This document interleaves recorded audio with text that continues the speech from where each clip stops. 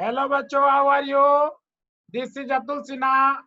आपके लिए मैं न्यूट्रिशन का chapter types of nutrition and digestive system, physiology, then after we have discussed several points in biology, ठीक है ना। फिजियोलॉजी, मेटाबॉलिक प्रोसेस, हमने 4 लेक्चर आपको दिया है बायोलॉजी में। This is my 5th lecture in biology. और ये सभी तरह के यूपीएससी के एग्जाम के लिए, civil services, CDS, NDS, CAPF, AFCAT और एसएससी के exam, state public service commission exam, सभी तरह के कॉम्पिटिटिव एग्जाम के लिए बहुत हेल्पफुल होगा। इसको ध्यान से सुनो बेटा। This is very very specific topic. It is should be considered as the first topic of biology. Biology की फर्स्ट क्लास से आप ले सकते हैं इसको। This is very very important new topic and you will go through at least 3 to 4 lecture on cell. This is the first one and you must like it. Share it, spread it. Okay, what is cell? Cell के लिए हम लोग cell पढ़ेंगे। पहले जान लो कि what is cytology. Cytology is the study of cell structure. Cytology is the study of cell structure. कोशिका के अध्ययन को क्या कहते हैं? Cytology. Cytology is advanced discipline है cell biology. What is cell biology? The study of a structure and function of the cell. Study of a structure and function of the cell is called cell biology. कोशिका के संरचना तथा कार्यों के अध्ययन को कहते हैं cell biology. Cytology is advanced discipline है. Then come histology. Histology. What is called histology? So histology is the study of tissue. Histology is the study of tissue.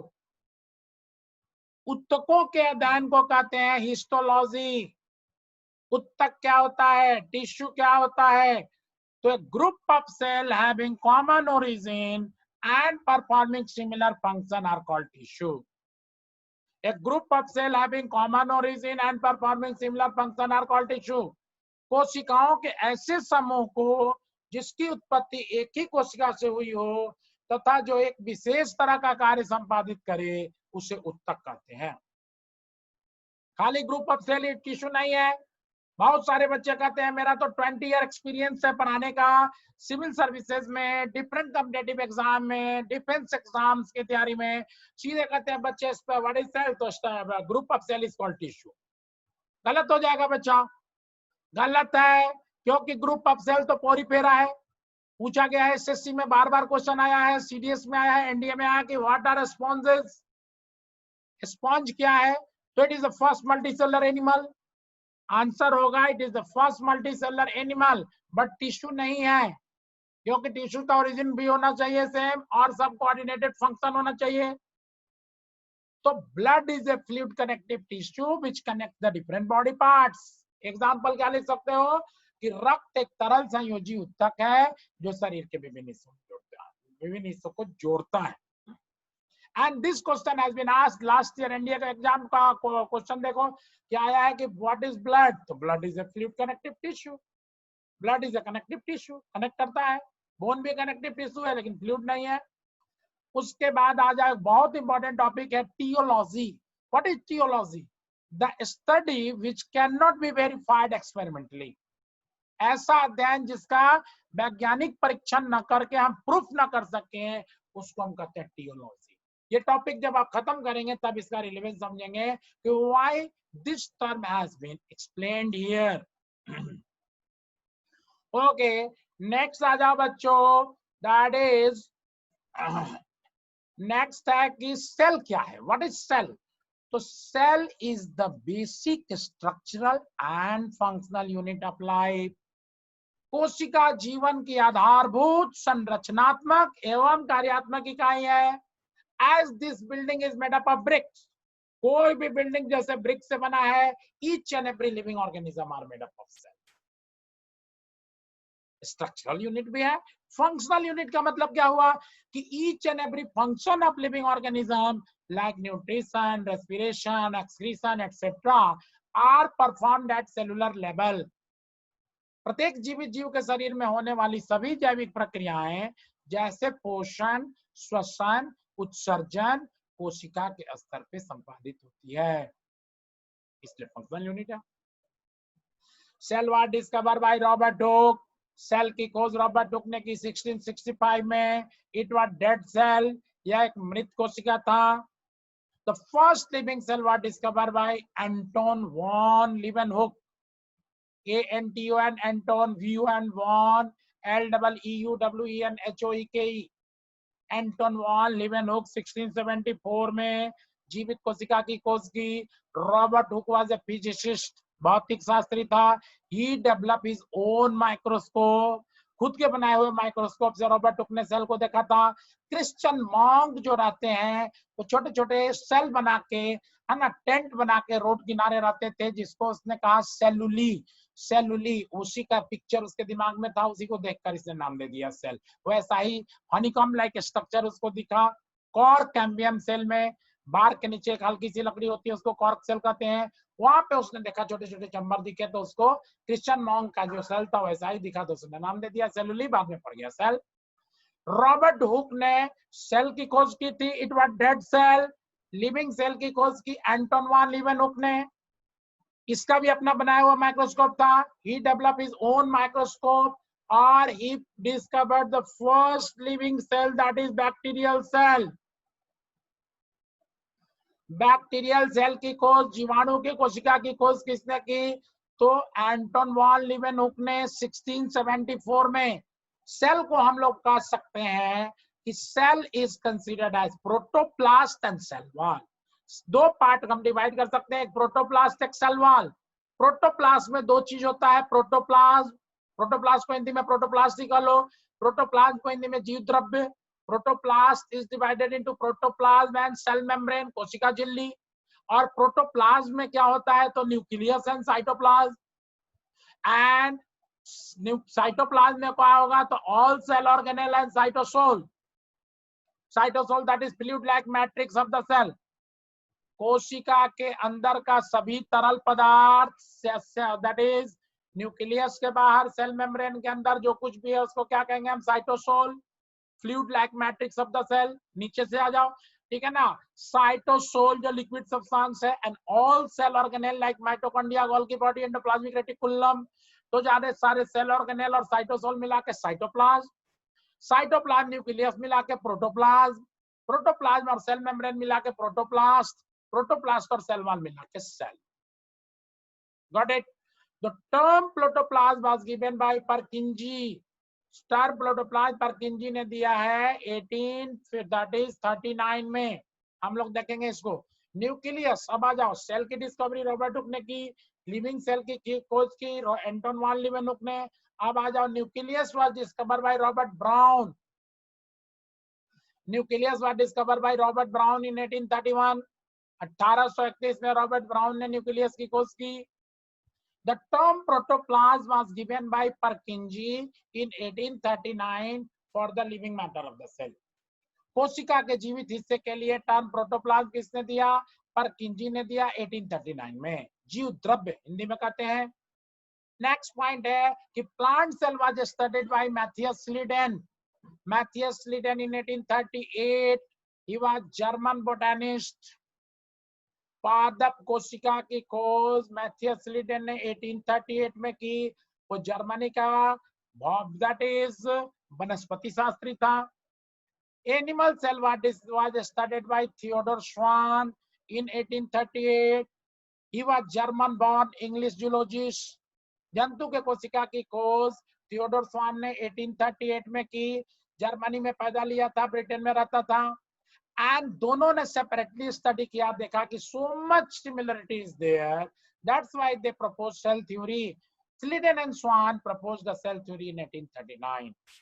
Sliden तथा Swan ने 1839 में सेल थ्योरी दिया, कोशिका सिद्धांत दिया, which states that, जिसके अनुसार, दो पॉइंट में बता रहा हूं, बहुत सारे पॉइंट है, आप दो पॉइंट में कंक्लूड कीजिए। Get clear your exam. Exam point of view से जो इंपॉर्टेंट है बेटा वही मैं पढ़ाऊंगा। पहला पॉइंट क्या है कि each and every living organism are made up of cell. Each and every living organism are made up of cell. प्रत्येक जीवित जंतु कोशिका से बना है, प्रत्येक जीवित जंतु कोशिका से बना है। और दूसरा पॉइंट क्या है कि cell is the basic structural and functional unit of life. कोशिका जीवन की आधारभूत संरचनात्मक एवं कार्यात्मक इकाई है। ठीक है ना। तो ये सेल थ्योरी के 2 पॉइंट थे। These 2 points was given by Sliden and Schwann। उसके बाद आ जाओ, उसके बाद इसके बाद क्या है कि cell theory was further modified by Rudolf Virchow. Rudolf Virchow in 1854। Rudolf Virchow ने 1854 में कोशिका सिद्धांत का पुनः प्रतिपादन किया। उसने तीसरा पॉइंट जोड़ दिया। उसने क्या कहा, उसने कहा ominous cellula a cellula, ominous cellula a cellula, that is cell originate from pre-existing cell। ominous cellula a cellula means cell originate from pre-existing cell। कोशिका पहले से मौजूद कोशिका से बना होता है। ominous cellula a cellula अपनी भाषा में उसने कहा, उसका मतलब क्या हुआ कि cell originate from pre-existing cell।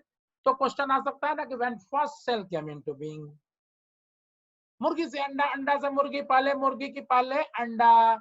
It is just like egg chicken paradox. Egg chicken paradox जो पहली बुझाई जाती है, वैसे ही बात हो गई। I am going to solve this question before you. अगर आपको पसंद आएगा तो आप जरूर लाइक करेंगे, अगर आप समझ जाएंगे तो। इट इज तो क्वाइट दैट इज इंट्रिग्यूइंग। थोड़ा सा मुश्किल है लेकिन आप समझ जाएंगे। देखिए पहले हम पहले पूछ रहे हैं कि जब cell originate from pre existing cell, तो हम कह सकते हैं ना कि life originate from pre existing life. तब कोई क्वेश्चन पूछेगा कि when first life came into being, सबसे पहला लाइफ कौन आया, कब आया। तो लाइफ कब आया, इससे पहले हम यही जान ले कि when this universe came into being, universe कब बना। Life came very late on this earth, जीवन बहुत बाद में आया। Most part of the history of the earth was barren। अगर कहा जाए, मान लिया जाए, अगर इमेजिन किया जाए कि अर्थ का लाइफ 365 दिन का है। If we imagine that earth is 365 day old, then life came on this earth on 31st December morning। 31 दिसंबर के मॉर्निंग में लाइफ आया and we are living in the evening of 31st December। मतलब अगर अर्थ का life 365 day का है तो human का लाइफ मात्र 12 घंटे का है, मात्र 12 घंटे का। तो अब आ जाओ ओरिजिन ऑफ द अर्थ के पहले जान लो कि when universe came into being. तो आपको origin of universe 20 billion year एगो big bang theory took place, big bang took place. Origin of universe का सबसे अच्छा एक्सप्लेनेशन कहां से मिलता है, बिग बैंग से। कहीं 15 बिलियन लिखा हुआ है, कहीं 20 बिलियन लिखा हुआ है। I am that is taking account 20 billion year ago. तो इस पे हम लोग ज्योग्राफी में चर्चा करेंगे बेटा, ठीक है ना, कि 20 billion year ago a big bang took place, बहुत बड़ा विस्फोट हुआ, atom start colliding to each other. ये जो बिग बैंग थ्योरी है, it is proposed by Abbe Lemaitre. Abbe Lemaitre 1931 में दिया है। और इट इज इवोल्यूशनरी थ्योरी, यह विकास का सिद्धांत है। And it is the best explanation of universe origin. Origin of universe का सबसे अच्छा एग्जांपल है, सबसे अच्छा थ्योरी है जिसको मोस्ट ऑफ द साइंटिस्ट ने स्वीकार किया है। ठीक है, तो यूनिवर्स बन गया 20 बिलियन ईयर अगो। उसके बाद क्या हुआ, बहुत सारे पार्टिकल में टक्कर हुआ। उसके बाद that is so much galaxies are formed, stars formed, meteor formed, meteorite formed, comet, asteroid, planet, satellite सब बना। अर्थ का माना जाता है solar system. Solar system form simultaneously, solar system form simultaneously. Sun and इसके 8 प्लैनेट सब एक साथ बने हैं। तो वो कब बने बेटा, 4.6 बिलियन ईयर एगो solar system was form. 4.6 billion year एगो सोलर सिस्टम बना है। अच्छा, इसके बाद एक और पॉइंट मैं बता रहा हूं कि 800 million year later the regeneration of earth took place. Solar system बनने के 800 मिलियन वर्ष बाद, है ना, अर्थ का रीजनरेशन हुआ। अर्थ मेल्ट कर गया। अर्थ मेल्ट कर गया तो heavier particle will go inner side, light particle will come outside. Melting होगा तो यही होगा कि हेवी पार्टिकल अंदर जाएगा, लाइट पार्टिकल बाहर आएगा। उसके बाद अर्थ का सॉलिडिफिकेशन हुआ, ठोस बना, सॉलिडिफिकेशन हुआ तो 3 लेयर्स बन गए, कोर, मेंटल, क्रस्ट। कोर को हम लोग कहते हैं नीफे, निकल एंड फेरस। 85% फेरस आयरन है, 10% निकल है, 5% missing element is there, which has been claimed by scientists in 2017 as silicon. बहुत इंपॉर्टेंट पॉइंट है, आपको साइंस एंड टेक की सारी करंट में न्यूज दूंगा, सभी टॉपिक लूंगा यूपीएससी के मेंस लेवल पे। Science and tech we will discuss very soon, जब तक आपका इधर बेसिक क्लियर हो जाता है। तो मैं बता रहा हूं कि 2017 का डिस्कवरी है कि 5% मिसिंग एलिमेंट जो था कोर में वो सिलिकॉन है। इट हैज बीन क्लेम्ड, अभी क्लेम आया है। उसके बाद आ जाओ मेंटल, बीच वाला पोर्शन होता है मेंटल, उसको कहते हैं sima. Sima silicon, magnesium and magnesium dominant element है। और अर्थ का क्रस्ट जो है, भूपर्पटी है, जो संतरे के छिलके की तरह होता है, बहुत पतला है, that is called sial, silicon and aluminium. ये 3 लेयर बन गया। उसके बाद साइंटिस्टों का मानना है कि बारिश होने लगी, precipitation starts, thousand year continuous बारिश होती रही, thousand year continuous precipitation occur, which result into that is submergence of all low lying area of the earth. पृथ्वी का सारा ज्यादातर हिस्सा पानी में डूब गया, 70% डूब गया। आपको पता है कि पैसिफिक ओशन में मैरियाना ट्रेंच है, it is the deepest place in the earth, उसकी गहराई लगभग 11 किलोमीटर है। ओके, तो जब पानी से भर गया, एटमॉस्फेयर रिड्यूसिंग हो गया, एटमॉस्फेयर से ऑक्सीजन, हाइड्रोजन वाटर में कंडेंस हो गया, the atmosphere become reducing one. In those reducing atmosphere 3,500 million years ago, life came into being deep inside the sea, from non-living to living, from non-living to living. साइंटिस्टों का क्या मानना है कि 3,500 million वर्ष पूर्व, है ना, गहरे समुद्र में ऑक्सीजन की अनुपस्थिति में, क्योंकि ऑक्सीजन तो था ही नहीं, रिड्यूसिंग एटमॉस्फेयर हो गया, हमने यहाँ लिख दिया है रिड्यूसिंग एटमॉस्फेयर या इन एनारोबिक कंडीशन, ऑक्सीजन की अनुपस्थिति में ये नॉन लिविंग से लिविंग बना। कैसे बना? तो atom, anything which occupy space having some mass is called atom. Matter, matter का सबसे छोटा रूप होता है एटम। तो एटम कंबाइन होकर सिंपल मॉलिक्यूल जैसे H2, CO2, H2, H2, H2O, है ना, CH4, मीथेन एटसेट्रा बन गया, मीथेन बन गया। उसके बाद बन गया कॉम्प्लेक्स मॉलिक्यूल, कॉम्प्लेक्स मॉलिक्यूल में glucose, amino acid, fatty acids, ये सब बन गया, है ना। Glucose, amino acid, fatty acids simple molecule से कॉम्प्लेक्स मॉलिक्यूल बन गया, बायोमॉलिक्यूल बन गया। तो अगर ऑक्सीजन रहता एटमॉस्फेयर में तो ये ऑक्सीडाइज हो जाता, इससे रिड्यूसिंग एटमॉस्फेयर एनारोबिक कंडीशन में रिएक्शन फेवर किया हजारों हजार साल तक, पानी में ये रिएक्शन होता रहा। उसके बाद एक साइंटिस्टों का मानना है कि सेल से पहले का स्टेज, बिफोर सेल स्टेज बना, जिसको कहते हैं कोएसरवेट्स और प्रोटोबायंट्स।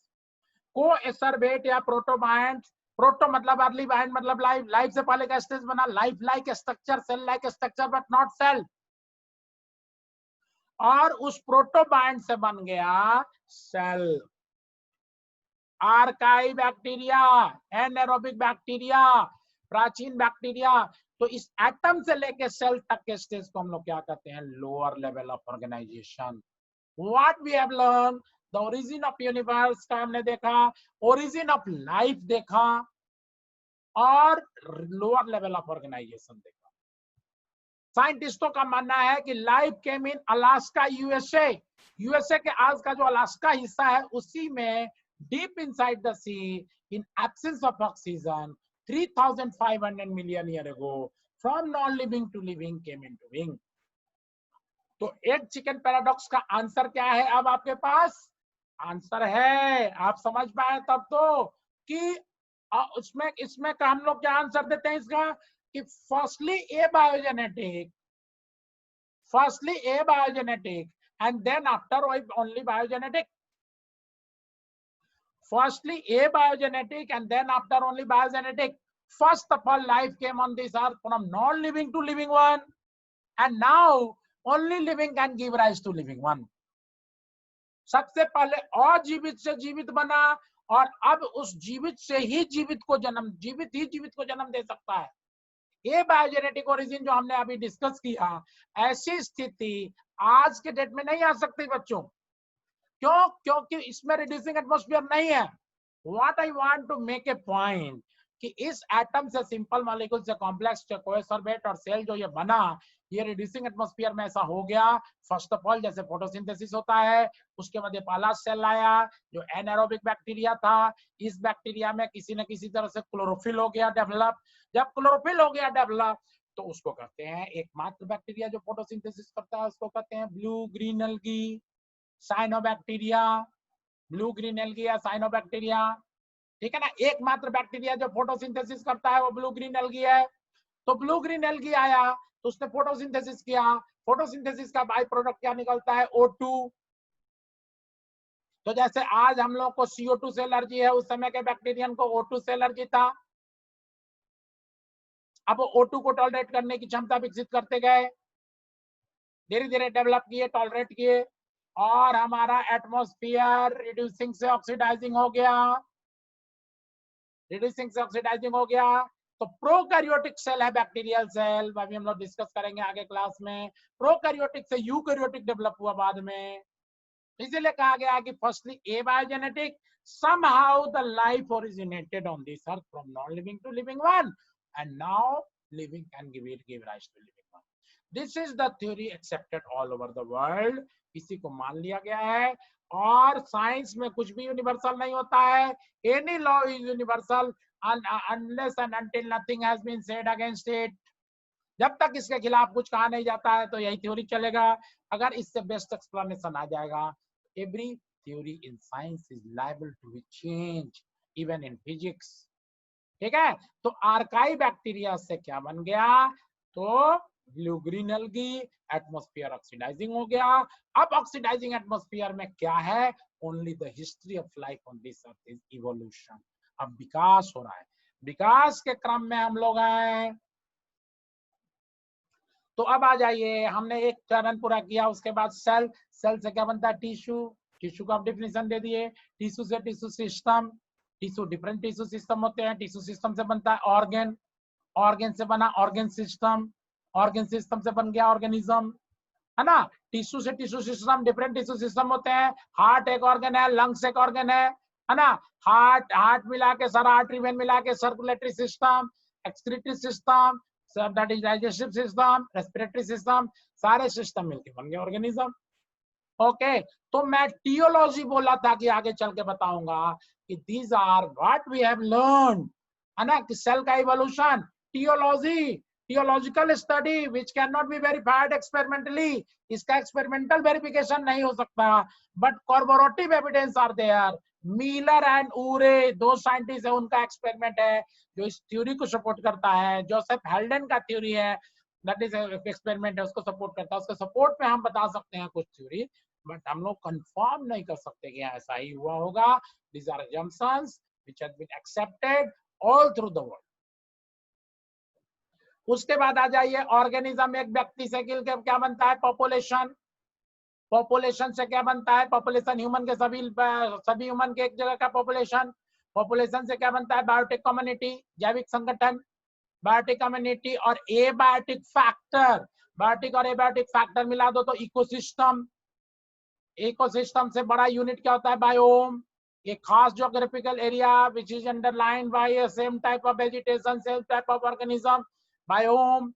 Taiga biome, tundra biome, desert biome, aquatic biome, सब बायोम आपने पढ़ा होगा। बायोम से बड़ा यूनिट होता है बायोस्फीयर। आ चुका है सब क्वेश्चन कि इकोसिस्टम से बड़ा यूनिट क्या होता है, ये क्वेश्चन है। बायोम, बायोम पूरे वर्ल्ड का बायोम मिला दो तो बायोस्फीयर, जैवमंडल। एक ऑर्गेनिज्म व्यक्ति, व्यक्ति से जनसंख्या, जनसंख्या से जैविक संगठन, जैविक संगठन और अजीवित कारक मिला दो तो पारिस्थितिक तंत्र। पारिस्थितिक तंत्र से बड़ा यूनिट बायोम, जिसको हिंदी में कहते हैं जीवोम, और जीवोम से बड़ा हो गया जैवमंडल, बायोस्फीयर, लिथोस्फीयर, हाइड्रोस्फीयर, एटमॉस्फेयर। स्थल मंडल, जल मंडल, वायुमंडल, तीनों का जहां मीटिंग पॉइंट है वहीं पे जैवमंडल है, बायोस्फीयर है। Life confined to very narrow zone where lithosphere, hydrosphere, atmosphere meet. तो इसको हम लोग क्या कहते हैं, ऑर्गेनिज्म से और बायोस्फीयर तक को क्या कहते हैं, इकोसिस्टम लेवल ऑफ ऑर्गेनाइजेशन, पारिस्थितिक तंत्र स्तर के संगठन, है ना। इकोसिस्टम क्या है अगर आप समझ जाएंगे तो आगे बहुत आसानी होगी। What is ecosystem? Ecosystem is an interacting interdependent complex between abiotic and biotic component of our environment. हमारे पर्यावरण में उपस्थित सभी जीवित तथा अजीवित कारकों के एक दूसरे पर आश्रित रहने तथा एक दूसरे को प्रभावित करने के अन्योन्याश्रय संबंध को पारिस्थितिक तंत्र कहते हैं। We interact with our environment, environment interact with us. We dependent upon our environment, environment dependent upon us. This interaction and interdependency is called ecosystem. The term ecosystem was given by A.G. Tansley. A.G. Tansley ने दिया है। अब आ जाइए, O'Brien and Haldane theory, also called chemical theory और naturalistic theory, give the similar view regarding the origin of life. मैं discuss कर लिया। Operon and हॉल्डन का थ्योरी है जो इसको सपोर्ट करता है। एपी ओपेरन रसिया के साइंटिस्ट थे। इनकी बुक का नाम है द ओरिजिन ऑफ लाइफ, 1936 में आई थी। जेबीएस हॉल्डन इंग्लिश से सेटल्ड इन इंडिया, इंग्लैंड के थे, इंडिया में सेटल हो गए थे 1957 में, बाद में यही के होकर आ गए। He was the biologist, biochemist and geneticist. Genetics के भी ज्ञाता थे, बायोकेमिस्ट भी थे, बायोलॉजिस्ट भी थे। और Stanley Miller 1953 and his teacher Harold उरे और उनके डिसाइपल मिलर, इन्होंने एक्सपेरिमेंट किया, gave the experimental test to support that organic molecule could be synthesized in a reducing environment. Reducing atmosphere में अन ऑक्सीजन की उपस्थिति में लाइफ आया, ऑर्गेनिक मॉलिक्यूल आया।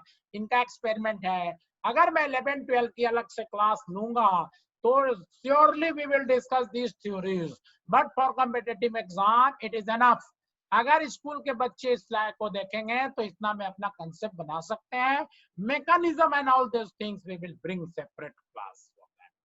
Okay, the father of ecology is A.G. Tansley है और Miller उडे का experiment confirm करता है। अब क्वेश्चन क्या आया हुआ सो देखो। क्वेश्चन आया है इसमें, एसएससी में आया है, अलग अलग एग्जाम में आया है कि which of the following if not present then no life form could be originated. Which of the following if not present then no life form could be originated. निम्नलिखित में से क्या अनुपस्थित हो, निम्नलिखित में से क्या उपस्थित नहीं हो तो किसी तरह के जीवन की उत्पत्ति संभव नहीं है। और उसमें ऑप्शन रहेगा, अगर मान लो CO2, O2, H2O, none of this, बच्चे लगा के आते हैं O2 क्योंकि वो जानते हैं कि O2 ही लाइफ के लिए जरूरी है।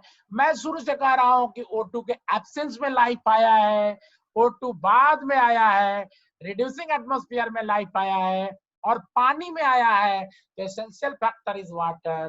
दैट्स व्हाई इंडिया ने जो अपना मंगल चंद्रयान भेजा था फर्स्ट, उसी ने MIP मून इम्पैक्ट प्रोब जो अमेरिका की थी, उसने प्रूफ किया था कि चांद पे पानी है, आइस है, and we are in search of water at Mars we are of the opinion that it is the part of earth, है ना। मून तो अर्थ का पार्ट है ही है। हमको लगता है कि मार्स भी अर्थ का ही टुकड़ा कहीं ना निकल जाए, तो इस पे अभी रिसर्च चल रहा है, वहां भी पानी खोजा जा रहा है। तो लाइफ जहां पे भी हो वहीं पे होगा जहां वाटर होगा, न कि ऑक्सीजन, माइंड इट। एंड इसके बाद ये टॉपिक खत्म हुआ। इस टॉपिक में हम आगे फिर अगला सेल का जब लाएंगे तो उसमें प्रोकैरियोटिक यूकैरियोटिक सेल डिस्कस करेंगे। हम लोगों ने आज ओरिजिन ऑफ लाइफ पढ़ा, ओरिजिन ऑफ यूनिवर्स पढ़ा, लेवल ऑफ ऑर्गेनाइजेशन पढ़ा, lower level of organisation, higher level of organisation और इकोसिस्टम लेवल ऑफ ऑर्गेनाइजेशन।